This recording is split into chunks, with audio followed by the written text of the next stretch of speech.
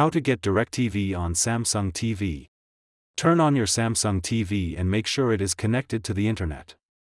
Press the home button on your remote to open the Smart Hub. Navigate to the apps section on your TV. Use the search bar to type DIRECTV or DIRECTV Stream. Select the app from the search results. Choose Install and wait for the download to complete.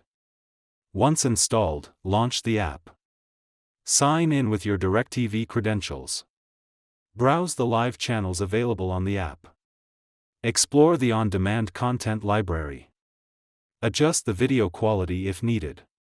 Turn on subtitles if you want them. Enable auto updates for the app to keep it current. Add the app to your favorites for quick access. Return to the home screen when you are done.